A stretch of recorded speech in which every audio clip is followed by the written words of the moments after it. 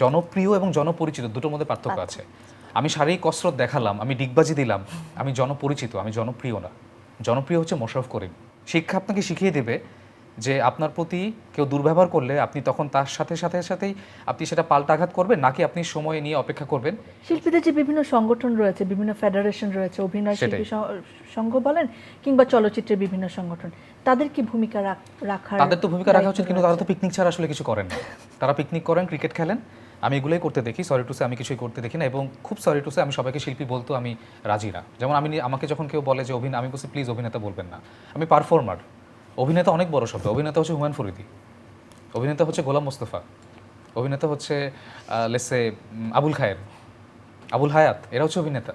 আমি নিজেকে অভিনেতা, আমাদের ওই সংজ্ঞাগুলো ঠিক করতে হবে। আর আপনি যদি পারফর্মার হয় তাহলে পারফর্মার। আমাদের কিছু শব্দের সংজ্ঞা নতুন করে শিখতে হবে। জনপ্রিয় সবাই না।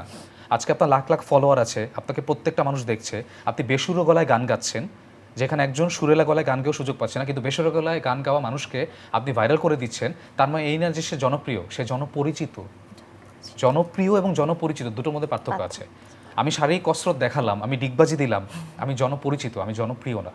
জনপ্রিয় হচ্ছে মোশাররফ করিম। তিনি হেঁটে গেলে মানুষ তার কাজ নিয়ে কথা বলবে, তাকে মানুষ তার ডিগবাজির জন্য চেনে না। আমাকে বুঝতে হবে আমি কাকে জনপ্রিয় বানিয়ে দিচ্ছি। এখানে গণমাধ্যমে কিন্তু অনেক দায়। তিনি জনপ্রিয় হলেন, জনপ্রিয়, তিনি খুব পরিচিত মুখ। নৌ, তিনি শুধুমাত্র জনপরিচিত, জনপ্রিয় না। এটা এত সস্তা ওয়ার্ড না, এটা এত হালকা ওয়ার্ড না। যাকে তাকে কিংবদন্তি বানিয়ে দিচ্ছি, কুইনবদন্তি বানিয়ে দিচ্ছি যদি মেইন হয়। আমার এই কিং কুইন থেকে বের হয়ে আসতে হবে। আমাকে দেখতে হবে যে আমি কাকে আসলে লেভেলটা দিচ্ছি, ট্যাগটা দিচ্ছি। আমাদের এই পড়াশোনাগুলো থাকতে হবে। প্রত্যেকটা জায়গায় আমাদের পড়াশোনা কমে গেছে। আমাদের শিক্ষা ব্যবস্থার যে অবস্থা, আমি একজন শিক্ষকও, সেই জায়গা থেকে আমি বলতে পারি, আজকে আপনি যখন উপস্থাপনা করছেন, আজকে আপনি দীপ্তি চৌধুরী, আপনাকে মানুষজন চেনে আপনার উপস্থাপনার জন্য, আপনার মাথা ঠান্ডা করার যে জায়গাটা আছে আপনি সেটা প্রমাণ করেছেন সেই জায়গা থেকে, তাই না? ওই জায়গাতেই যদি আপনার চেয়ে অনেক কম শিক্ষিত বা কম জানে একজন থাকতো, তিনি হয়তো অনেক বাজেভাবে রিয়্যাক্ট করতেন, এবং তখন সেটা তার জন্য ক্ষতিগ্রস্ত হতো। তো ওই জায়গাটাই শিক্ষার মূল্য। শিক্ষা আপনাকে শিখিয়ে দেবে যে আপনার প্রতি কেউ দুর্ব্যবহার করলে আপনি তখন তার সাথেই আপনি সেটা পাল্টাঘাত করবেন, নাকি আপনি সময় নিয়ে অপেক্ষা করবেন এবং সময়ের হাতে ছেড়ে দিবেন, এবং সময় সবচেয়ে কঠোর বিচারক। কিডলন বেবি কেয়ার প্রোডাক্টস, শিশুর যত্নে সারা বছর। সেই জায়গাটা বুঝতে হবে, আমি মনে করি। অনেক ধন্যবাদ আপনাকে। আসলে সব জায়গায় আসলে ঢেলে সাজানোর একটা একদমই দরকার হয়ে পড়েছে। খুব বেশি যেন ঢেলে না দেই, সবকিছু ভেসে যেতে পারে। সেটাই পরিমিতি বোধ। জি। আমাদের যে অভিনয়ের জগৎ রয়েছে, চলচ্চিত্র, নাটক সব মিলিয়েই বলতে চাই, সেখানে নতুনদের জন্য কেমন পরিবেশ আসলে থাকা উচিত বলে মনে করেন? পরিবেশ অবশ্যই নিরাপদ থাকা উচিত, এবং সবচেয়ে বড় ব্যাপার আমাদের সবার আগে যেটা করতে হবে, ঢাকা মানেই বাংলাদেশ, এই ধারণা থেকে বের হয়ে আসতে হবে সবার আগে।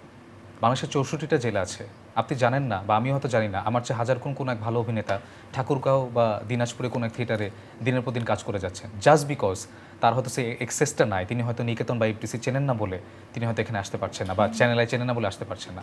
আমাদের ওসব জায়গায় যেতে হবে, ওখান থেকে আমাদের ট্যালেন্ট খুঁজে বের করে নিয়ে আসতে হবে। একটা সম্পূরক প্রশ্ন এখানে না করলেই মনে হয় নয়। ধরেন একজন নতুন হয়তো যে কোনোভাবে অভিনয়ে ঢুকে গেছেন, হয়তো তিনি একটা গুরুত্বপূর্ণ চরিত্রে কিংবা কম গুরুত্বপূর্ণ চরিত্রে আছেন, সেই জায়গায় সেটে কিংবা কাজের পরিবেশে যে তার সঙ্গে একটা বৈষম্যের অভিযোগ নানা সময় উঠে এসেছে, সেটা নিয়ে কি বলবেন? নিঃসন্দেহে এরকম অভিযোগ আসে, এবং অভিযোগ কেন আসে, কারণ এটা আসলেই হয়, এটা করা হয়। সেই ক্ষেত্রে ডিসিশন আপনাকে নিতে হবে। আপনি যদি চুপ থাকেন, আপনি যদি এই ধরনের ব্যবহারই পেতে চান, সেই ক্ষেত্রে ইটস আপ টু ইউ। আর যদি আপনি প্রতিবাদ করেন, আপনি যদি আওয়াজ ওঠাতে চান, সেটাও আপনার। তবে হ্যাঁ, সেই ক্ষেত্রে একটা দেখা যায় অনেকে তখন তাকে পরে হয়তো কাজে নিচ্ছে না, তো তার কি সেই পরিমাণ ব্যাকআপ আছে কিনা, বা তিনি কি প্রতিবাদ করবেন কি করবেন না, এটা তাকে। তবে এখন যেহেতু সোশ্যাল মিডিয়ার যুগ, আমি মনে করি এটার আগের মতো চুপ থাকার সময় নাই। যদি সেখানে বলা হয় এবং সেখানে প্রপার জায়গায় যদি অভিযোগ করা হয়, এবং যাদের কাছে অভিযোগ করা হচ্ছে তারা যদি ব্যবস্থাটা নেন, তখনই আমার মনে হয় এই ধরনের ব্যবহার দূরে যাবে। তা নাহলে দেখা গেল আমি আজকে আওয়াজ তুললাম, আমি এখানে এসে সংকট সম্ভাবনা নিয়ে কথাবার্তা বলে গেলাম, শুধু এটা চ্যানেলের কোনো এক আর্কাইভে জমা থাকলো, আজ থেকে 50 বছর পর কি হতে দেখলো না উনি তো ভালোই বলছিলেন, কিন্তু কিছুই চেঞ্জ হয় নাই, লাভ হবে না তাহলে।